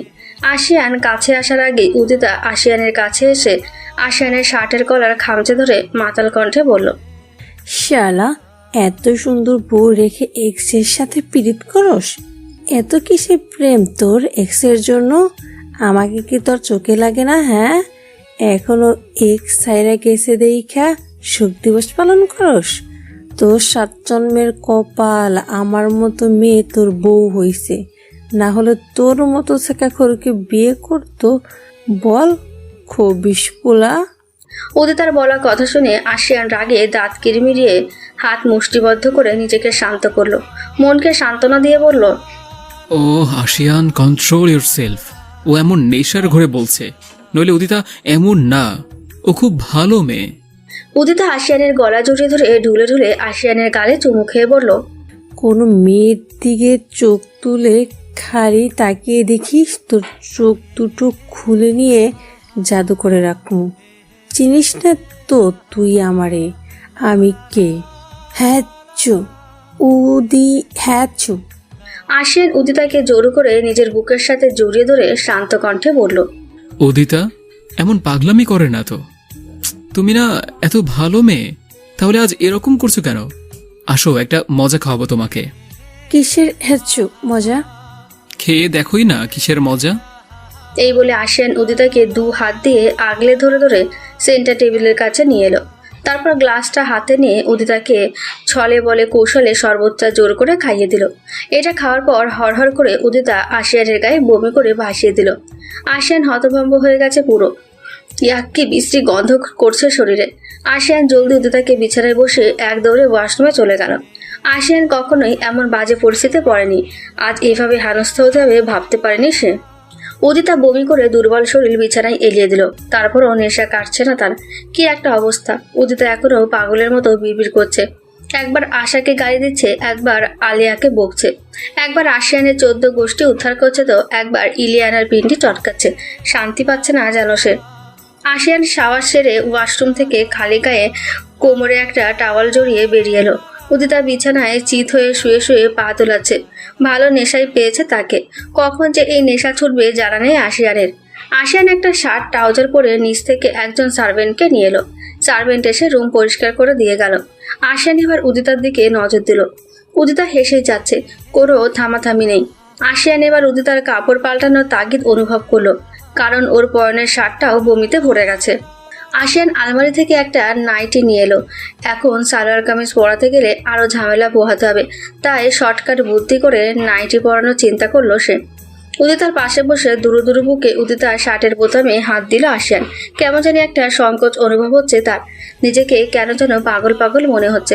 এত চিন্তা ভাবনা না করে লম্বা একটা শ্বাস নিয়ে দ্রুত উদিতার পরনের শার্টটা খুলে ফেললো সে। তারপর আরও দ্রুত নাইটিটা পরিয়ে দিল।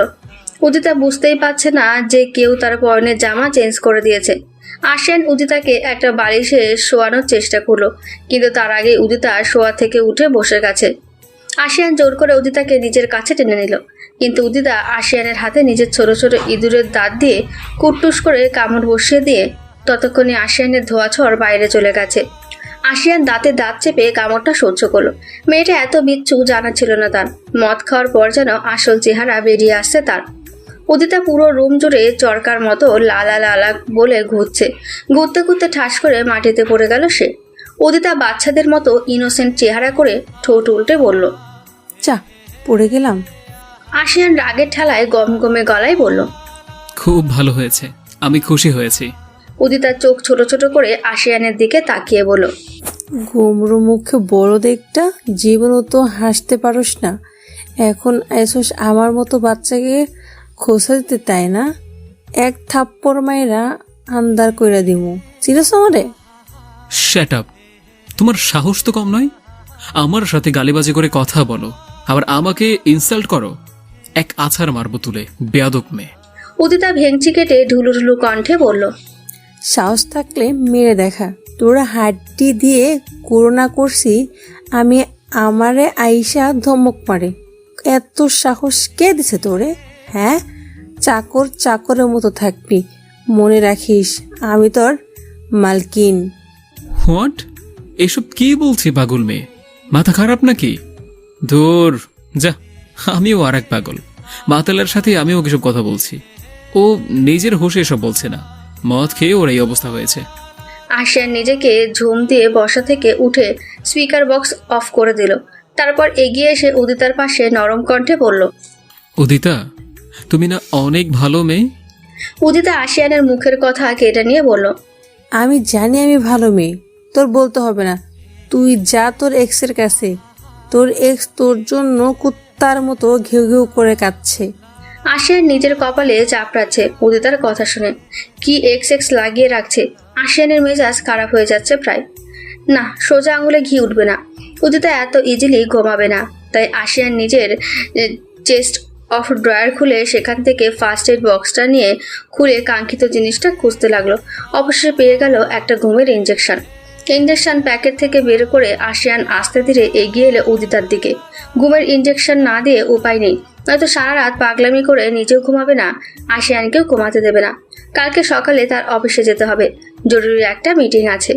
আশিয়ান উদিতার কাছে গিয়ে বসে উদিতাকে নিজের দিকে টেনে নিয়ে চালাকি করে উদিতার বাম হাতের বাহুতে ইঞ্জেকশনটা পুশ করে দিল। উদিতা আশিয়ানের বুকে জোরে জোরে কিল মারছে।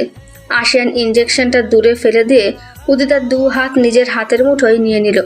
উদিতা পাগলা ষাঁড়ের মতন ছটফট করতে করতে একসময় নিস্তেজ হয়ে পড়ল।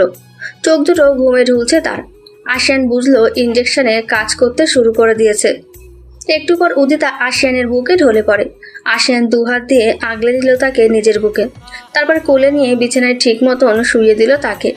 দরজা জানালা সব ভালো মতন লক করে উদিতার পাশে এসে নিজেও শুয়ে পড়ল সে। উদিতার নিষ্পাপ মুখখানার দিকে তাকিয়ে রইল সে পলকহীনভাবে। সে বিশ্বাসই করতে পারছে না যে এই উদিতা এরকম পাগলামি করেছে। আশিয়ান খুব ভালো করেই বুঝতে পারছে যে ইলিয়ানা এরকম করেছে উদিতার সাথে। চিত্রার কাছে শুনেছে উদিতা কিভাবে শান্ত কণ্ঠে ইলিয়ানাকে অপমান করেছে। সব তার কানে এসেছে। আশিয়ান ঠোঁটের করে বাঁকা হাসি ফুটিয়ে মাহবুবকে ফোন করে একটা কাজ করে দিতে বলল। ফোনে কথা বলা শেষে আশিয়ান উদিতার বুকে মাথা রেখে শান্তিতে চোখ বন্ধ করে ঘুমিয়ে গেল। সকালে ঘুম থেকে উঠে গেল আশিয়ান। মসজিদে গিয়ে ফজরের নামাজটা আদায় করে নিল। ইঞ্জেকশনের প্রভাবে উদিতা এখনো মরার মতন ঘুমাচ্ছে, তাই আশিয়ান জাগালো না উদিতাকে। নিত্য দিনকার মতন ব্যায়াম করে গোসল সেরে নিচে নাস্তা করতে চলে এলো। সবাই ডাইনিং রুমে উপস্থিত, একমাত্র উদিতা বাদে। মিসেস ইয়াসমিন উদিতার কথা জিজ্ঞেস করতেই আশিয়ান বলল যে তার শরীর খারাপ, এখনো ঘুমিয়ে আছে, তাই সে জাগায়নি। কেয়া আর এনা তৎক্ষণাৎ উদিতাকে গিয়ে দেখে আসলো। মিসেস ইয়াসমিন এবং মিসেস তারানাও গিয়ে দেখে আসলেন তাকে। তাও উদিতা ঘুম থেকে জাগেনি। সবাই বেশ চিন্তায় পড়ে গেল। আশিয়ান তাদেরকে আশ্বস্ত করে বলল তেমন কিছু হয়নি, জাস্ট ওর শরীরটা দুর্বল, ঘুমালেই ঠিক হয়ে যাবে। আশিয়ানের কথায় সবাই আশ্বস্ত হয়ে ব্রেকফাস্ট করে নিল। আশিয়ান নাস্তা করা শেষে রুমে গিয়ে রেডি হয়ে গেল অফিসে যাওয়ার জন্য। পুরোপুরি তৈরি হয়ে গাড়ির চাবি ও ফোন হাতে নিয়ে উদিতার কাছে গিয়ে উবু হয়ে উদিতার কপালে আলতোভাবে একটা চুমু খেয়ে নিচে চলে এলো। তারপর দ্রুত বাসা থেকে বেরিয়ে গাড়ি নিয়ে অফিসের উদ্দেশ্যে রওনা দিল। প্রায় 11টা থেকে ঘুম ভাঙল উদিতার। চোখ পিটপিট করে চারপাশে তাকালো সে। ঘড়ির দিকে চোখ পড়তেই দ্রুত শোয়া থেকে উঠে বসলো উদিতা। বুঝতে পারল না এত বেলা হলো কখন, কেউ তাকে ডাকলো না। নামাজটাও মিস গেল। আর আশিয়ানি বা কোথায়? মাথাটাও কেমন জানি ভার ভার লাগছে, শরীরটা বেশি দুর্বল লাগছে কেন জানি, কিছুই বুঝতে পারছে না উদিতা। চিন্তিত ভঙ্গিতে বিছানা ছেড়ে উঠে নিজের দিকে তাকাতেই চমকে গেল সে। তার পরনে একটা শর্ট নাইট ড্রেস, আর কিছুই নেই। ছি, এই অবস্থায় সে আশিয়ানের সামনে ছিল? ভাবতেই পারছে না উদিতা। লজ্জায় তার মাথা কাটা যাচ্ছে। কাপড় চোপড় সাথে নিয়ে জলদি ওয়াশরুমে গিয়ে একদম গোসল করে বের হলো উদিতা। শরীরটা এখন কিছুটা ঝরঝরে মনে হচ্ছে। সারা রুম অগোছালো হয়ে আছে দেখে উদিতা একটু অবাকই হয়েছে। সে বুঝতে পারছে না রুমের এমন অবস্থা কি করে হলো। অত শত চিন্তা না করে সারা রুম গোছালো সে। সবকিছু পরিপাটি করে মাথায় ওড়না পেঁচিয়ে নিচে চলে এলো সে। বাসায় ছেলে মানুষ একজনও নেই, সবাই কাজে নয়তো ক্লাসে চলে গেছে। এনারও আজকে ক্লাস আছে, তাই সকালে চলে গেছে সে। বাচ্চা দুটো স্কুলে, বাসায় শুধু আলেয়া, তারিন, কেয়া, মিসেস ইয়াসমিন, মিসেস তারানা আর সেই আছে। উদিতা রান্নাঘরে গিয়ে মিসেস ইয়াসমিনকে পেল। মিসেস ইয়াসমিন উদিতাকে দেখে দ্রুত এগিয়ে এসে ব্যাকুল হয়ে উদিতার কপাল ও গলায় হাত দিয়ে চেক করে দেখলেন জ্বর এসেছে কিনা। মা, তোর বুঝি শরীর খারাপ? কি হয়েছে তোর? কালকে তো ভালো অবস্থাতেই পার্টিতে গেলি। উদিতা অনিশ্চিত ভঙ্গিতে কাজ ঝাঁকিয়ে বলল, কি জানি মা, বুঝতে পারছি না কালকে কি করে বাসায় এলাম, কিছুই জানি না। ওনাকে জিজ্ঞেস করলে তবে জানতে পারবো আসলে কি হয়েছে। তবে শরীরটা ভীষণ ম্যাচ করছে মা, আর মাথাটাও বারবার লাগছে। মিসেস ইয়াসমিন ব্যস্ত হয়ে উদিতাকে ডাইনিং টেবিলে নিয়ে এসে একটা চেয়ারে বসালেন তাকে। উদিতাও বাধ্য মেয়ের মতন চুপচাপ বসে পড়ল। তুই এখানে বসে থাক তো মা, আমি তোর জন্য 1 কাপ কড়া লিকারের চা আর কিছু ভারী খাবার নিয়ে আসছি। মিসেস ইয়াসমিন রান্নাঘরে চলে গেলেন উদিতার জন্য খাবার আনতে। উদিতা চুপচাপ বসে রইল।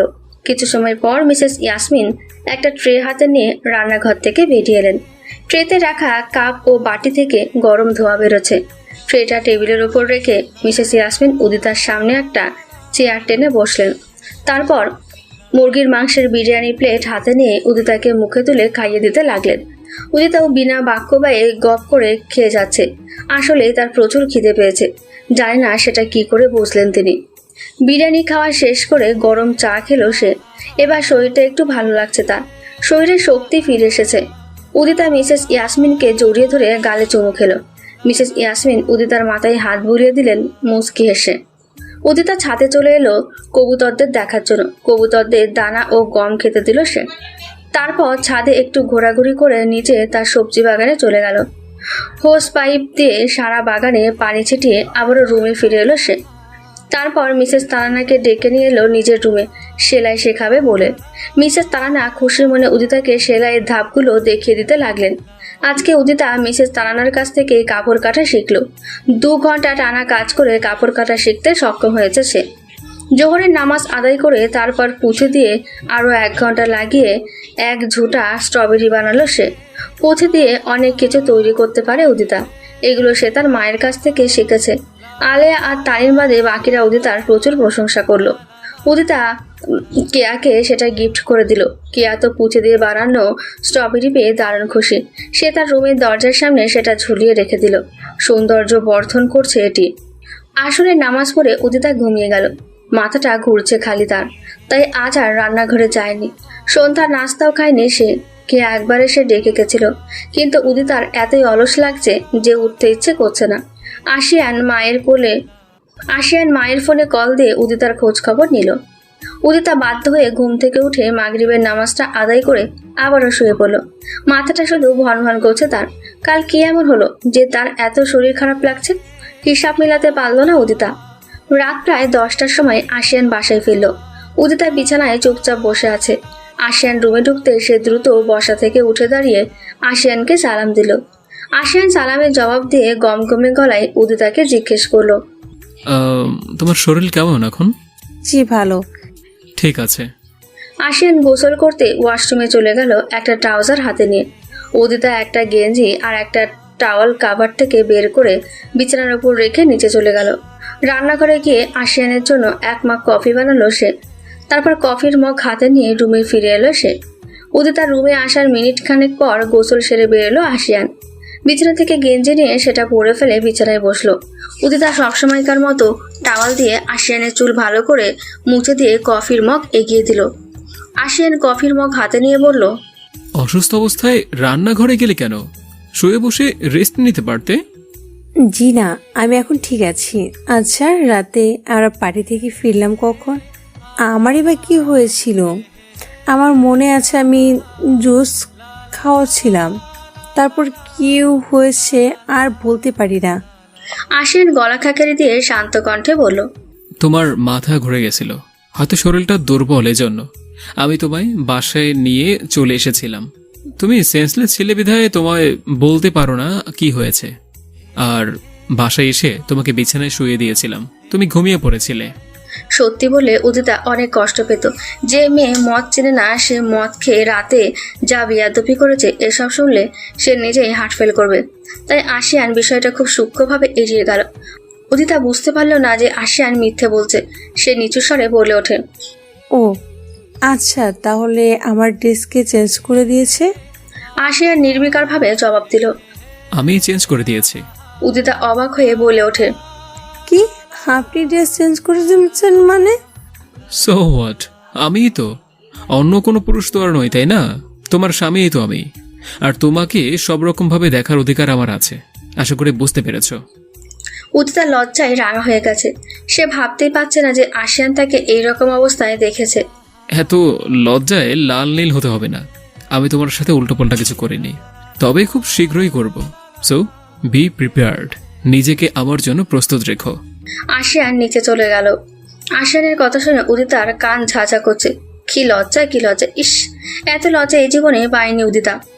একসাথে সবাই মিলে ডিনার করলো। উদিতা আর চোখে বারবার আশিয়ানের দিকে তাকাচ্ছে। চোখে চোখ পড়ে গেলে আবার দ্রুত চোখ সরিয়ে নিচ্ছে। তাসকিন ইচ্ছে পোষণ করে বলল সে আলিয়াকে নিয়ে হানিমুনে যেতে চায়, তবে এখন না, এই মাস পর। সবাই সায় দিল এতে। আশিয়ানকে যাওয়ার কথা জিজ্ঞেস করলে আশিয়ান বলল এখন সে কোথাও যেতে পারবে না। আশিয়ানের কথায় তাল মিলিয়ে উদিতাও মানা করে দিল। ডিনার শেষে কিছুক্ষণ আড্ডা দিয়ে যে যার রুমে চলে গেল। আশিয়ান আর উদিতাও রুমে গেল। উদিতা বিছানায় এসে শুতেই আশিয়ান তাকে নিজের কাছে টেনে নিয়ে গলায় মুখ ডুবিয়ে দিল। উদিতা শক্ত করে আশিয়ানকে জড়িয়ে ধরে রাখলো। আশিয়ান পাগলের মতো চুমু খেয়ে খেয়ে এক পর্যায়ে ঘুমিয়ে গেল। আশিয়ানের সাথে উদিতাও ঘুমিয়ে পড়ে। এভাবেই দিনের পর দিন পার হয়ে যেতে থাকে। আশিয়ান উদিতার প্রতি অনেক পজিটিভ হয়েছে। উদিতাও বর্তমানে আশিয়ানের সাথে প্রচুর ফ্রি। দুজন বন্ধুর ন্যায় একসাথে বেশিরভাগ সময় কাটায়। উদিতা সবসময় আশিয়ানের সেবা যত্নে নিয়োজিত। আশিয়ানের কখন কি লাগবে না সব বলতেই বুঝে যায় সে। তাদের মধ্যে অনেক ভালো বন্ডিং সৃষ্টি হলেও এখনো দুজন ফিজিক্যালি ইন্টিমেট হয়নি। আশিয়ান উদিতাকে প্রিপেয়ার হওয়ার সময় দিচ্ছে, কারণ উদিতার বয়স কম। এসবের জন্য সে এখনো পাকাপোক্ত হয়নি। তবে আশিয়ান মাঝে মধ্যে কন্ট্রোললেস হয়ে যায়। তখন উদিতাকে নিজের খুব কাছে পেতে মন চায় তার। যতটা কাছাকাছি হলে দুজন দুজনের সাথে লেপ্টে থাকবে। উদিতা এই কদিন সেলাই কাজ খুব ভালো করে শিখে গেছে। সর্বপ্রথম সে আশিয়ানের জন্য একটা পাঞ্জাবি বানিয়ে তাতে নিজের হাতে নিজের দক্ষতা দিয়ে অনেক সুন্দর করে হ্যান্ড পেন্টিং করেছিল। আশিয়ানকে সে দেয়নি এখনো, তার বার্থডেতে গিফট করবে বলে। এই পাঞ্জাবি তার তৈরি করার পর আরও দুটো ভিন্ন কালারের পাঞ্জাবি বানিয়েছে সে তার জন্য। একটাতে অ্যাম্বুশের কাজ করেছে আর অপরটিতে বিভিন্ন রঙা সুই সুতোর কাজ করেছে সে। তিনটেই ভীষণ সুন্দর হয়েছে দেখতে। উদিতার কবুতররা ডিম পেড়ে বাচ্চা ফুটিয়েছে। সবগুলো উদিতার নেওটা। উদিতা যখন খাবার দিতে ছাদে যায় তখন প্রায় সব কবুতরই তার কাছে এসে ঘোরাঘুরি করে, নয়তো তার হাতে এসে বসে। যখন কবুতরগুলো উড়ে যায় তখন সেই দৃশ্যটা দেখে মন জুড়িয়ে যায় উদিতার। উদিতার সবজি বাগানে লাউ গাছ, ঝিঙা গাছ, চিচিঙ্গা গাছ, এগুলো সব এই কয়দিনেই তত্তরে করে সারা মাচা আষ্টে পৃষ্ঠে ভরে গেছে। লাল শাক, পুঁই শাক, সরিষা পাতার শাক, কলমি শাক, ডাঁটা শাক, সব ধরনের শাক মাঝারি আকার পর্যন্ত বড় হয়েছে। নিজের কাছে লাল শাক দিয়ে চিংড়ি মাছ নিজের হাতে রান্না করে সবাইকে খাইয়েছে উদিতা। লাউ গাছে লাউ ধরেছে, সাথে প্রচুর লাউয়ের ফুল এসেছে। কয়েকটা ফুলকপি আর বাঁধাকপিও খাওয়ার যোগ্য হয়ে গেছে। বেগুন ও টমেটো প্রচুর হয়েছে। অন্য মাচায় কাঁকরোল আর ঢেঁড়সও হয়েছে। মূলা ধরেছে কতগুলো। নাগামরিচ ও কাঁচামরিচের জন্য ঠিকমতো গাছের পাতায় দেখা যাচ্ছে না। আরও হরেক রকম শাকসবজি রোপণ করেছে সে। উদিতা সকাল বিকাল দুইবার তার বাগানে যত্ন করে, নিজের হাতে পানি দেয়, আগাছা পরিষ্কার করে। বাসার সবাই শুধু অবাক হয়ে উদিতার বাগানের দিকে তাকায়। এমনকি মেহমান থেকে শুরু করে সবাই উদিতার অনেক প্রশংসা করে। উদিতা বাসার সৌন্দর্য বৃদ্ধি করার জন্য অনেক কিছু তৈরি করে। পুঁথিতে টিস্যু বক্স, কলমদানি, ফুলদানি, কাগজের ফুল, আরও কত কিছু তৈরি করে যা বলে শেষ করা যাবে না। উদিতার সবকিছু খুব সহজেই শিখে ফেলার গুণটা অসাধারণ। উদিতার মতো স্ত্রী পেয়ে আশিয়ান মনে মনে অনেক গর্ববোধ করে। উদিতার কাজকর্মগুলো দেখলে সত্যি তার মন ছুঁয়ে যায়। এখন বেশিরভাগ সময় রান্নাবান্না উদিতাই সামলায়। এক এক দিন ইউটিউব দেখে এক এক রান্নার ভিডিও শিখে তারপর নিজে সেটা ট্রাই করে। বাচ্চা দুটো থেকে শুরু করে বড়রা সবাই উদিতার হাতের রান্নার ফ্যান। এমনকি তারিন আর আলিয়াও, যদিও ওরা কখনো মুখে স্বীকার করে না। তাদের বিয়ের 2.5 মাস পার হয়ে গেছে। সবকিছু অনেক সুন্দরভাবে চলছে। আশা মাঝে মধ্যে বাসায় এসে আশিয়ানের সাথে চিপচিপকানি করতে চায়, কিন্তু উদিতা রণমূর্তি ধারণ করে আশাকে আশিয়ানের থেকে দূরে রাখে। উদিতাকে দেখলে সবাই বুঝবে জেলাস কাকে বলে। আশিয়ান উদিতার রাগের চেহারা দেখে মনে মনে হেসে লুটোপুটি খায়। এত পরিমাণ জেলাসি কেউ কি করে হতে পারে জানা নেই আশিয়ানের। উদিতার রেজাল্ট বেরিয়েছে 1 সপ্তাহ আগে। জিপিএ 5 না পেলেও এ পেয়ে উত্তীর্ণ হয়েছে সে। পয়েন্ট অনুযায়ী রমজান মাস শেষে আশিয়ান নিজ দায়িত্বে উদিতাকে তার পরিচিত ভালো একটা কলেজে ভর্তি করে দেবে বলে ভেবেছে। তবে তাকে কলেজে যাওয়ার পারমিশন দেয়নি আশিয়ান। তার সাফ কথা, সব পড়াশোনা বাসায় কমপ্লিট করতে হবে। কলেজের সকল পড়া আশিয়ান নিজে তাকে সংগ্রহ করে এনে দেবে এবং নিজে গাইড করবে উদিতাকে। উদিতাও আশিয়ানের কথা অমান্য করেনি। আশিয়ানের কথা মতো বাসায় পড়াশোনা করবে বলে সে জানায়। এখন রমজান মাস চলছে। আশিয়ান এখন লং টাইম অফিস করে না। সকালে গিয়ে দুপুরের পর বাসায় চলে আসে। প্রথম রমজানে উদিতার বাসায় আশিয়ানের পরিবারের সবার দাওয়াত ছিল। দ্বিতীয় রমজানে আলিয়ার বাসায়, তৃতীয় রমজানে কিয়ার বাসায় ও চতুর্থ রমজানে তাইনের বাসায় ছিল সবার দাওয়াত, এবং সর্বশেষে পঞ্চম রমজানে আশিয়ানদের বাসায় কেয়া, তানিন, আলিয়া, উদিতা তাদের পরিবারের সবার দাওয়াত ছিল। রমজানের প্রথম 10 দিন শুধু দাওয়াতে গিয়েই কেটেছে তাদের। উদিতার প্রচেষ্টার ফলে আশিয়ান এখন 5 ওয়াক্ত নামাজ আদায় করে। শুধু আশিয়ানই নয়, বাসার অর্ধেককেই এই লাইনে নিয়ে এসেছে উদিতা। হয় ভালোভাবে বুঝিয়ে বলে, নয় মুখের উপর লজ্জা দিয়ে উদিতা তাদেরকে নামাজি বানাতে সক্ষম হয়েছে। উদিতার কোরআন তেলাওয়াত শুনে এনা অনেক আগ্রহ প্রকাশ করেছিল শিখবে বলে। সে কোরআন পড়তে পারলেও ঠিকমতো সুর টানতে পারত না। উদিতা তাকে অনেক যত্ন সহকারে তা শিখিয়ে দিয়েছে। পিচ্ছে দুটোকে উদিতা নিজে তাদেরকে সঠিক নামাজ শিক্ষা, প্রয়োজনীয় সূরা এসব শিখিয়েছে। 15তম রমজান আজ। উদিতা সকালে ঘুম থেকে উঠে সারা রুম সুন্দর করে গুছিয়ে ছাদে গিয়ে কবুতরগুলোকে খাবার দিয়ে তারপর নিচে বাসার বাইরে এসে বাগানে সকল গাছগুলোতে পানি দিল। আশিয়ান ঘুম থেকে উঠে উদিতাকে কোথাও না পেয়ে সেও আন্দাজ করে বাগানে চলে এলো। এসে দেখে উদিতা গাছগুলো পরিচর্যা করছে। আশিয়ান গিয়ে তার পাশে দাঁড়ালো। পাশে কারোর উপস্থিতি বুঝতে পেরে ঘাড় ঘুরিয়ে তাকালো উদিতা। আশিয়ানকে দেখে ঠোঁটের কোণে গভীর হাসি ফুটে ওঠে তার। আশিয়ানের চোখ যায় লাউ গাছের দিকে। প্রচুর ফুল এসেছে, আর কয়েকটা লাউ তো খাওয়ার উপযোগী হয়ে গেছে। আশিয়ানের লাউ গাছের দিকে তাকাতে দেখে উদিতা জিজ্ঞেস করলো, লাউ খেতে ইচ্ছে করছে আপনার? আশিয়ান হাসি মুখে উদিতার দিকে তাকিয়ে বলল, বড্ড লোভনীয় লাগছে দেখতে। চেরির সময় বড় মাছের বাতা দিয়ে খেতেই সেই টেস্ট লাগবে। যদি খেতে ইচ্ছে করে তাহলে যান, নিজের পছন্দ মতো একটা পেরে নিয়ে আসুন। এই নিন কাছি। উদিতার বলতে দেরি হলো, আশিয়ানের যেতে দেরি হলো না। আশিয়ান উদিতার হাত থেকে কাছি নিয়ে লাউয়ের মাচার কাছে গিয়ে পছন্দসই একটা বড় লাউ পেরে নিয়ে এলো। উদিতা একটা ঝুড়ি এগিয়ে দিতেই আশিয়ান ঝুড়িতে লাউটা রাখলো। উদিতা জিজ্ঞেস করলো, আর কিছু খেতে চাইলে বলুন, আমি পেরে নিয়ে আসি। আচ্ছা শোনো, আজকে কি তুমি শিমের বড়া আর বাঁধাকপির বড়া বানাবে নাকি? ইফতারে কিন্তু সাদা ভাতের সঙ্গে খাবো ওইগুলো। সাথে সরিষা পাতার শাক দিয়ে টাকি মাছ ভর্তা করবে আজ। টায়ার্ড লাগছে, না হয় থাকুক। আপনার এত চিন্তা করতে হবে না, সন্ধ্যায় রেডি পাবেন।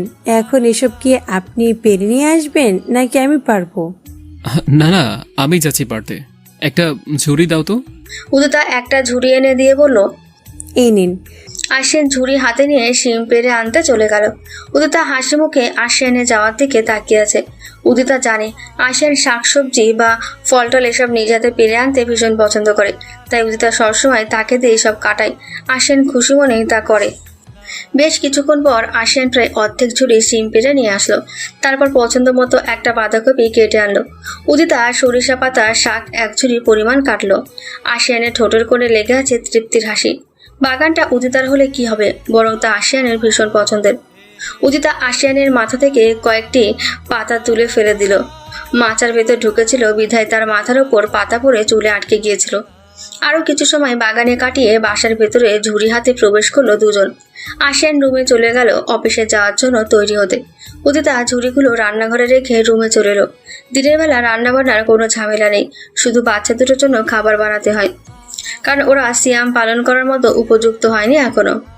উদিতা রুমে গিয়ে দেখে আশিয়ান শার্ট প্যান্ট পরে আয়নার সামনে দাঁড়িয়ে ইন ঠিক করছে। উদিতা এগিয়ে এসে আশিয়ানকে একটা ঘড়ি নিয়ে নিচে পরিয়ে দিল। আশিয়ান উদিতার কোমর জড়ি ধরে নিজের কাছে টেনে নিয়ে উদিতার নাকের সাথে নাক ঘষতে লাগে। উদিতা ড্যাব ড্যাব করে আশিয়ানের দিকে তাকিয়ে আছে। আশিয়ান ভ্রু নাচিয়ে জিজ্ঞেস করলো, এভাবে তাকিয়ে কি দেখো? আপনি ছাড়া কি আর এখানে দ্বিতীয় কেউ আছে? তাহলে আপনাকেই দেখছি। আশিয়ান উদিতার গালে স্লাইড করতে করতে বলল, এত দেখো কেন? সব সময় আমার দিকে এভাবে ঢ্যাব ঢ্যাব করে তাকিয়ে থাকো। সারা দিনটা দেখেও কি মন ভরে না বুঝি? হ্যাঁ, তাতে আপনার কি? আমার জামাই আমি দেখব না তো কি ওই আশার মতো হাওয়াতে মেয়েরা দেখবে? আমি বেঁচে থাকতে অ্যাটলিস্ট জীবনেও না। জানেন, ছেলেদের যদি পর্দা করার নিয়ম থাকতো তবে আমি আপনাকেও সবসময় বোরকা পরিয়ে রাখতাম। উদিতার কথা শুনে আশিয়ান হতভম্ব হয়ে গেছে পুরো। বলে কি এই মেয়ে? তাকে বোরকা পরিয়ে রাখতে? কি ডেঞ্জারাস চিন্তাভাবনা। আশিয়ান কিলকিল করে হেসে ফেলল। উদিতা চোখ কুচকে তাকিয়ে আছে আশিয়ানের দিকে। আশিয়ান উদিতার কপালে চুমু খেয়ে বলল, তার আর দরকার নেই। কোনো মেয়ে আমার দিকে তাকালে তুমি তাদেরকে যেভাবে চোখ দ্বারাই ভস্ম করে দাও, এতে কেউ আর আমার দিকে ভয়ে দ্বিতীয়বার তাকানোর সাহস পায় না। আচ্ছা, এইসব বাদ দিন, অফিসে যান, এখন সময় হয়ে গেছে। সাবধানে যাবেন কিন্তু। আর শোনো, তুমি কোনো ভারী কাজ করতে যেও না। রোজা রেখে এত কাজ টাজ করার দরকার নেই, ঠিক আছে? চুপচাপ এক জায়গায় বসে থাকবে, আর নয়তো শুয়ে থাকবে। জানি তুমি শুনবে না, তারপরেও বলছি, মনে থাকবে তো? জি আচ্ছা, আপনার কথা মতো চুপচাপ বসে থাকবো, ঠিক আছে? আশিয়ান উদিতার দোগালে আলতোভাবে চুমু খেয়ে হাসি মুখে জবাব দিল, ঠিক আছে, টেক কেয়ার অ্যান্ড বাই। উদিতাকে ছেড়ে আশিয়ান গাড়ির চাবি ও ফোন হাতে নিয়ে রুম থেকে বেরিয়ে গেল। উদিতার ঠোঁটে মুচকি হাসি খেলা করছে। আশিয়ানের সাথে বিয়ে হওয়ার পর ভালোবাসার প্রকৃত অর্থ বুঝতে পেরেছে সে। আশিয়ান তার জীবনের প্রথম এবং শেষ ভালোবাসা। আশিয়ান তার ঠোঁটের প্রাণবন্ত হাসির কারণ। উদিতার জীবনের আনন্দ উচ্ছ্বাস হলো সে। ভালোবাসার মানুষের করা এই কেয়ারগুলো এত মিষ্টি হয় কেন বুঝতে পারে না উদিতা। আশিয়ানের প্রতিটি কথায় সে মন দিয়ে শোনে। আশিয়ানের এখন আর ইলিয়ানার কথা মনের ভুলেও মনে হয় না। কেন সেটা বুঝতে পারে না আশিয়ান।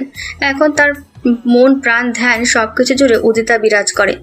অফিসে গেলেই উদিতার কথা প্রচণ্ড রকমের মনে হয় তার। রমজান মাস আসার আগ থেকেই আশিয়ান অফিসের নির্দিষ্ট সময় শেষ হওয়ার আগে বাসায় চলে আসতো, কারণ ওখানে উদিতাকে মিস করতো সে। আগে আগে বারে যেত, বাসায় মদ কিনে রাখতো খাওয়ার জন্য। উদিতার সংস্পর্শে আসার পর থেকে সে বারে যাওয়া পুরোপুরি রূপে ছেড়ে দিয়েছে। মদ খাওয়া ছেড়ে দিয়েছে উদিতার অলক্ষ্যে। উদিতাকে জানতে দেয়নি কখনো যে সে মদ খেত। তবে বাসায় যখনই সিগারেট খেত তখন উদিতা বরাবরের মতো হাত থেকে টান দিয়ে ফেলে দিত সে। তবে সিগারেট ছাড়তে একটু বেগ পেতে হয়েছে আশিয়ানের, কারণ গত 3 বছর ধরে সিগারেট খায় সে। দীর্ঘদিন খাওয়ার জন্য সিগারেটের প্রতি একটা আসক্তি জন্মে গেছিল তার। তবে আল্লাহর রহমতে উদিতা আশিয়ানকে অনেক কসরত করে সিগারেট খাওয়া ছাড়িয়েছে। বিনিময়ে হাজার চুমু খেতে হয়েছে আশিয়ানের ওই কালচে লাল ঠোঁটটিতে। এখন যখনই আশিয়ানের সিগারেটের নেশায় ধরে তখনই উদিতা যেখানেই থাকুক না কেন তাকে বিড়াল ছানার মতো জাপটে ধরে নিয়ে এসে রুমের দরজা লাগিয়ে দীর্ঘক্ষণ তার টসটসা ঠোঁট জোড়ায় চুমু খায় সে। উদিতা তাকে বাধা দেয় না কখনো। সেও আশিয়ানকে পরম আবেশে আঁকড়ে ধরে রাখে। আর কিছু করতে না